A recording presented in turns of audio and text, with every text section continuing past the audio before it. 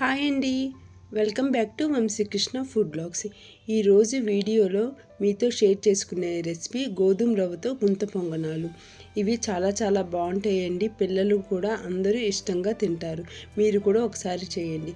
ఈ గోధుమ రవ్వ గుంత పొంగనాలతో పాటు నేను స్పెషల్ చట్నీ కూడా చూపించబోతున్నానండి. ఈ చట్నీ ఈ గుంత పొంగనాల్లోకి చాలా బాగుంటుంది. మీరు కూడా ఒకసారి ట్రై చేసి కామెంట్ బాక్స్లో కామెంట్ చేయండి. ఈ గుంత పొంగనాల్ని మార్నింగ్ బ్రేక్ఫాస్ట్గా, ఈవినింగ్ స్నాక్స్గా కూడా చేసుకోవచ్చు. బయట కరకల్లాడుతూ లోపల బాగా గుల్లగా ఉండి అద్భుతంగా వస్తాయి. మరి వెంటనే స్టార్ట్ చేసేద్దాం.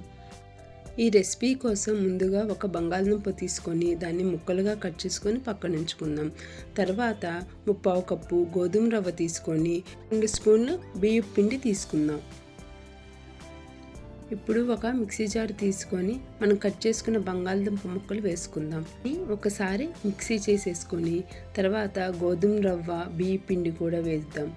ఒక అరకప్పు పెరుగు కూడా వేసుకుందాం. దీన్నంతా మెత్తగా మిక్సీ చేసేసుకొని ఒక బౌల్లోకి తీసుకుందాం.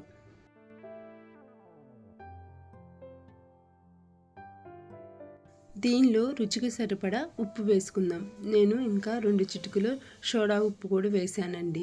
అలా వేసిన తర్వాత బాగా దీన్ని ఇలా కలుపుకొని పక్కన ఉంచేద్దాం. దీనిలోకి పుల్ల పెరుగు తీసుకుంటే కనుక మనం సోడా ఉప్పు వేయాల్సిన అవసరం లేదండి. దీన్నంతా బాగా కలుపుకొని మనం పక్కన పెట్టేసుకుందాం. గుంత పొంగనాల్లోనికి ఇప్పుడు చట్నీ చేసుకుందామండి. దీనికోసం స్టవ్ ఆన్ చేసుకొని ఒక గిన్నె పెట్టుకొని కొంచెం ఆయిల్ వేసుకొని శనగ్గింజలు వేసుకుందాం. నేను ఒక గుప్పుడు శనగ్గింజలు వేసానండి. శనగ్గింజలు వేగిన తర్వాత నేను ఒక ఉల్లిపాయ తీసుకున్నానండి.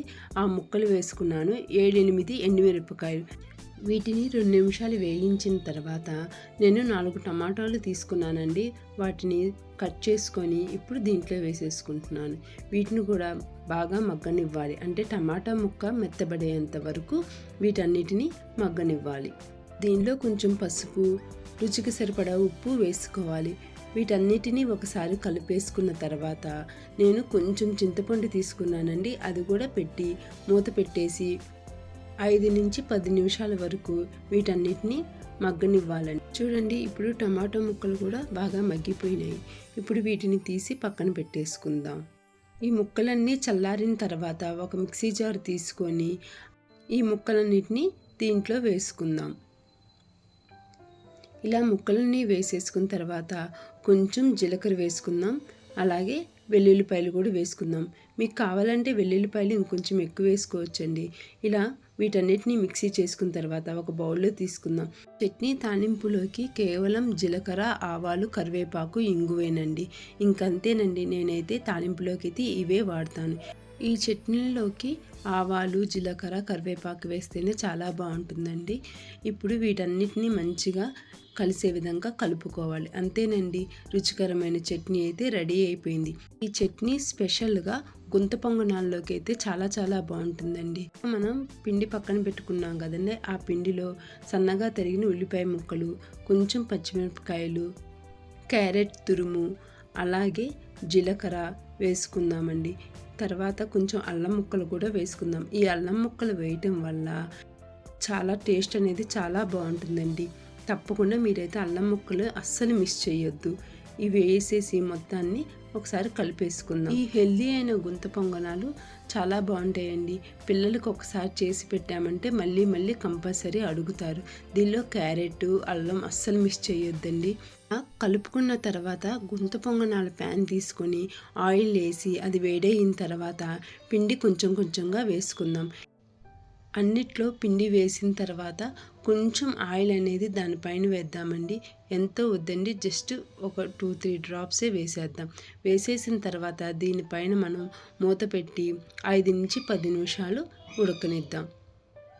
ఇలా మూత పెట్టిన తర్వాత తీద్దామండి. ఇదిగో చూడండి, చక్కగా లోపలంతా ఉడికిపోయినాయి. ఇప్పుడు ఈ గుంత పొంగనాలు బంగారపు కలర్లోకి వచ్చినాయి చూడండి. వీటన్నిటినీ మళ్ళీ ఒకసారి తిప్పేసుకుందామండి. అంటే ఈ విధంగా తిప్పుకుందాం. ఇవి సరిగ్గా కాలకపోతే పిండిగా ఉండి అస్సలు బాగోవు.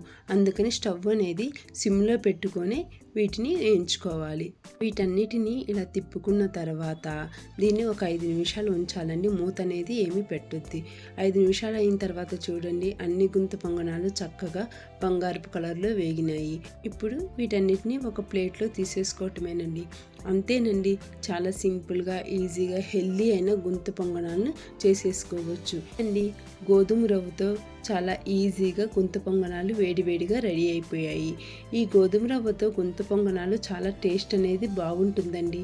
ఈ గుంత పొంగనాలలోనికి కొంచెం ఉల్లిపాయలు, ఒక నిమ్మ చెక్క పక్కన పెట్టి నేను చేసిన కనుక చట్నీ పెట్టారంటే పిల్లల నుండి పెద్దల వరకు ఒక్కడు కూడా వదలకుండా ప్లేట్ మొత్తం ఖాళీ చేసేస్తారు. మళ్ళీ మళ్ళీ చేయమని అయితే ఖచ్చితంగా అడుగుతారండి. అంతేనండి, చాలా సింపుల్గా ఈజీగా ఈ గుంత పొంగనాల రెసిపీ రెడీ అయిపోయింది. ఇలా మనం చాలా తక్కువ సమయంలో తక్కువ పదార్థాలతో రుచికరమైన గోధుమ రవ్వ గుంత పొంగనాలు చేసేసుకోవచ్చు. మీకు ఈ రెసిపీ అనేది నచ్చితే మీ ఫ్రెండ్స్కి అండ్ ఫ్యామిలీకి షేర్ చేయండి. ఇంకా ఇలాంటివి రుచికరమైన వంటకాలు తెలుసుకోవాలంటే నా ఛానల్కి సబ్స్క్రైబ్ చేయటం మర్చిపోవద్దు. మీరందరూ నా వీడియోని చూసి నన్ను సపోర్ట్ చేస్తున్నందుకు థ్యాంక్ యూ సో మచ్ అండి. మీకు ఈ వీడియో నచ్చిందా? ఒక లైక్ చేయరు ప్లీజ్.